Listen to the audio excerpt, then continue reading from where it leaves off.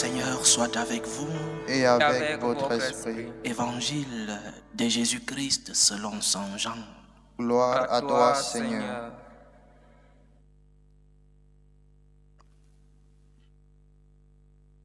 Comme la Pâque juive était proche, Jésus monta à Jérusalem. Dans le temple, il trouva installés les marchands de bœufs, de brebis et de colombes, et les changeurs. Il fit un fouet avec des cordes et les chassa tous du temple, ainsi que les brebis et les bœufs. Il jeta par terre la monnaie des changeurs, renversa leur comptoir et dit aux marchands de colombes, « Enlevez cela d'ici, cessez de faire de la maison de mon Père une maison de commerce. » Ses disciples se rappelèrent qu'il est écrit, « L'amour de ta maison fera mon tourment. » Des Juifs l'interpellèrent. « Quel signe peux-tu nous donner pour agir ainsi ?»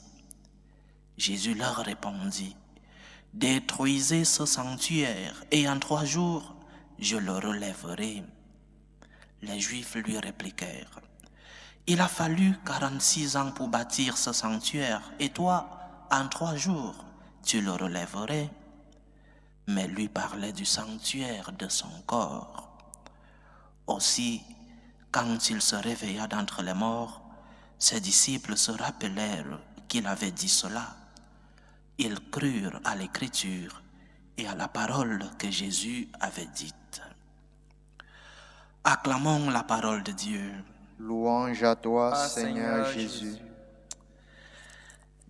De temps en temps, chers frères et sœurs, il est important de faire un peu de catéchèse pour comprendre le contexte et les fêtes que notre Église, les préceptes de notre Église. Aujourd'hui, nous célébrons la fête de la dédicace de la basilique du Latran.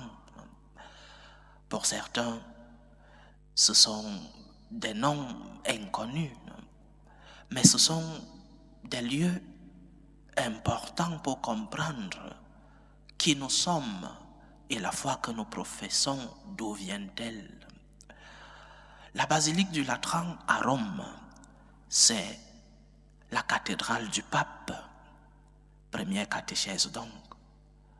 Parfois, nous croyons, et même ceux qui ont un peu plus de formation, croient que le pape a comme siège le Vatican. Non. Le pape est d'abord évêque de Rome. Et donc, sa cathédrale, c'est la basilique du Latran. C'est où il siège comme premier évêque. C'est où il siège comme Pierre. Parce que lorsque le Seigneur donne à Pierre cette responsabilité de conduire l'Église, il la lui donne en tant que premier évêque, pas en tant que pape, mais en tant que le premier des apôtres. Et les apôtres aujourd'hui sont des évêques. Donc, le siège papal, c'est la basilique du Latran. Le Vatican, c'est le siège institutionnel.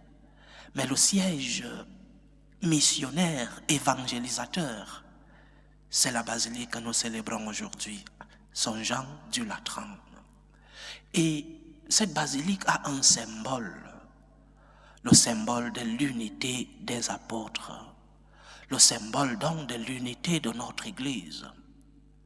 Lorsque Jésus donne cette responsabilité à Pierre, il lui dit qu'il lui donne la clé de l'Église.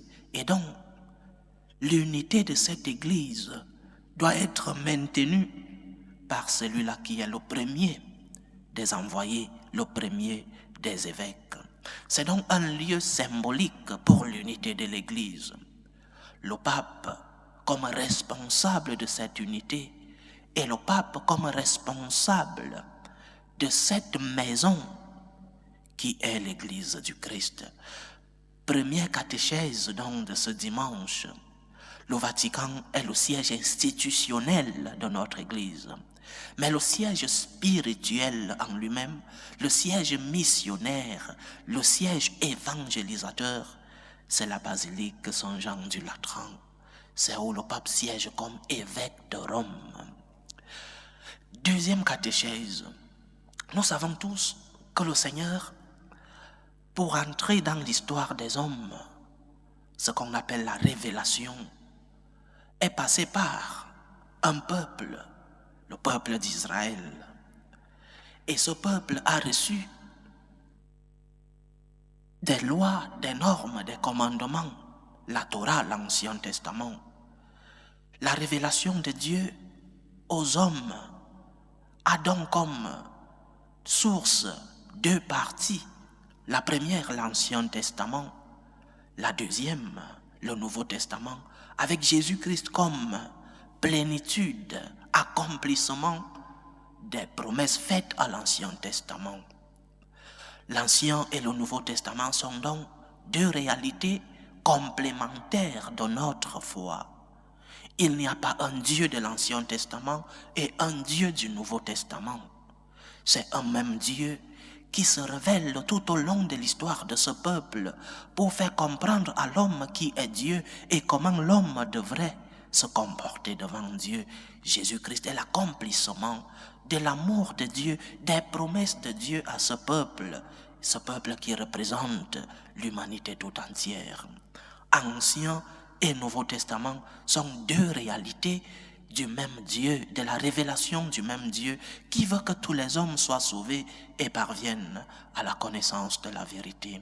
Il n'y a donc pas, je répète, un Dieu de l'Ancien Testament, le Dieu dur, le Dieu qui détruit, le Dieu de la guerre, le Dieu de la vengeance, et un Dieu du Nouveau Testament, le Dieu de l'amour, le Dieu de la miséricorde. Non, c'est un même Dieu qui se révèle petit à petit et qui conduit l'homme à la connaissance pleine de la vérité. Et Jésus, lorsqu'il arrive, il trouve une révélation qui a été entachée tout au long de l'histoire. Une révélation qui est tombée sur les mains des hommes. Et ces hommes, avec leur faiblesse, ont soit ajouté des choses qui n'étaient pas de Dieu, soit enlevé certaines autres choses qui avaient été révélées, mais qui n'étaient pas prises en compte par ces hommes. Lorsque Jésus arrive, il vient purifier. Il vient enlever tout ce qui a été ajouté. Tout au long de ces siècles de l'Ancien Testament, le Seigneur vient donc pour purifier et pour accomplir la promesse de Yahvé à son peuple. Et c'est ce que l'évangile d'aujourd'hui nous montre. Pour le juif, le plus important c'était le temple, pas celui qui réside dans le temple.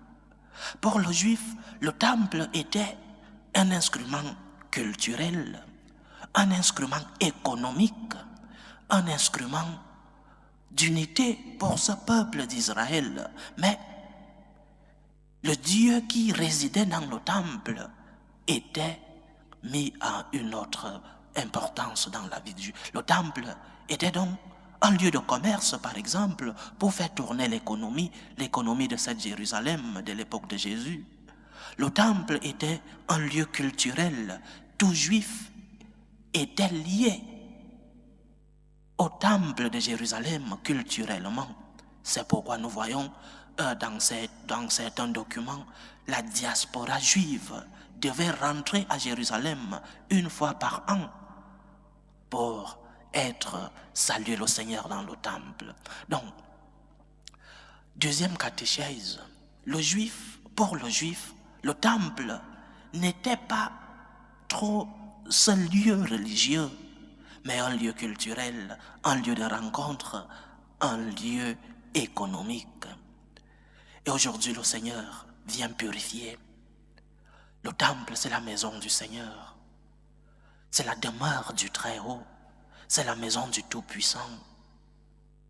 C'est le lieu de la rencontre de Dieu avec les hommes.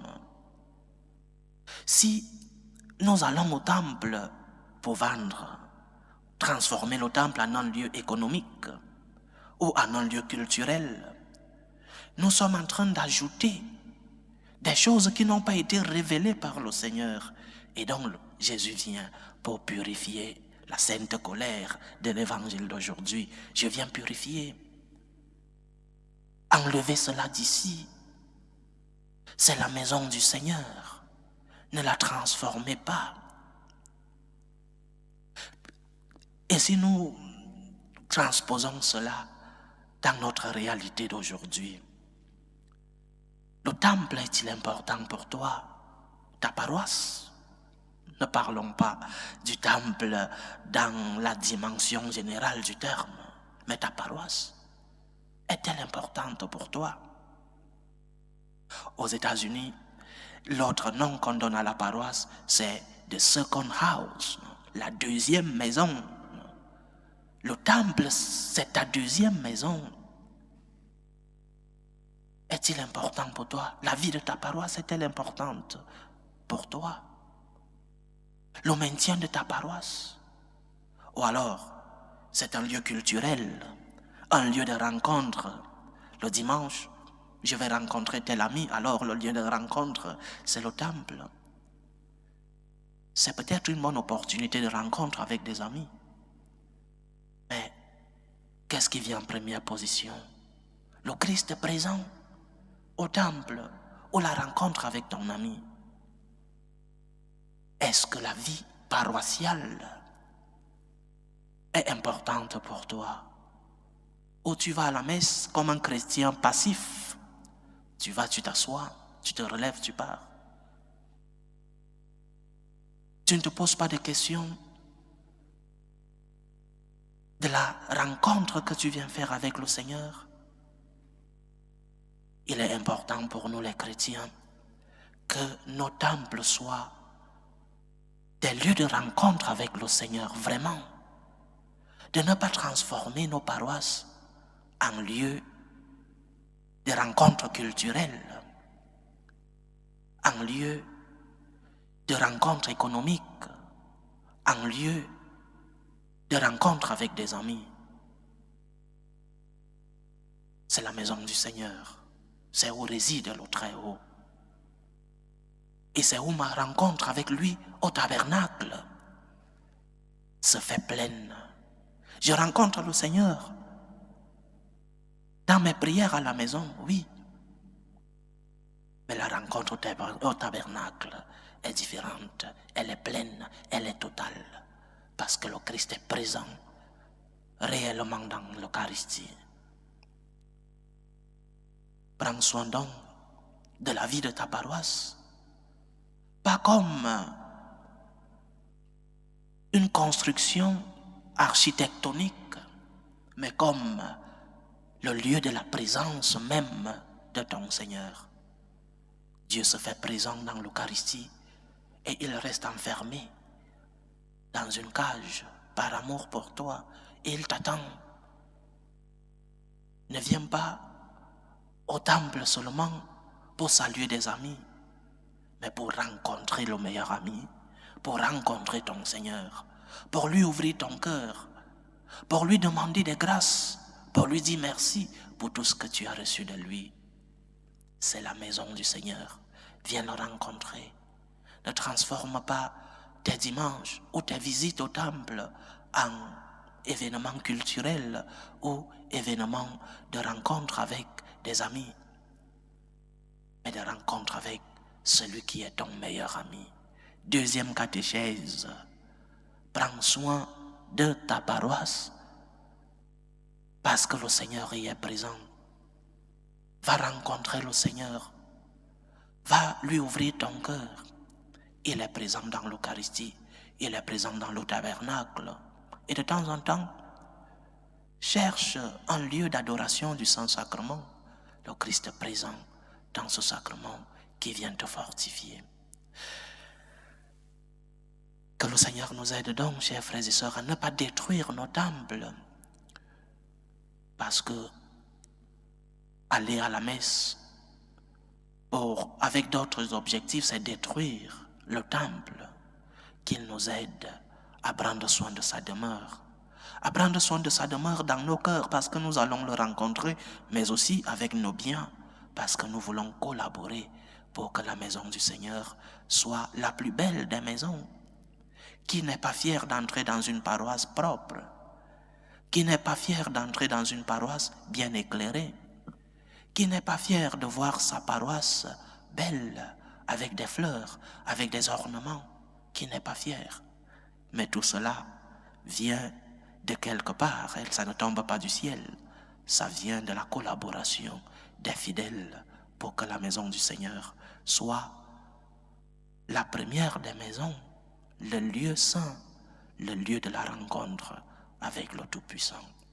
Que le Seigneur nous aide à prendre soin de sa maison, mais aussi prions pour l'unité de l'Église, pour le pape Léon XIV, pour qu'il puisse mener à bien ce troupeau de Dieu. L'unité de l'Église est aussi un instrument d'évangélisation. Une Église divisée, une Église en guerre, est une Église qui ne témoigne pas de l'amour et de l'unité que le Seigneur a bien voulu que les hommes puissent vivre. Prions pour le pape et pour l'unité de l'Église. Prenons soin de nos paroisses. Loué soit Jésus-Christ. À jamais.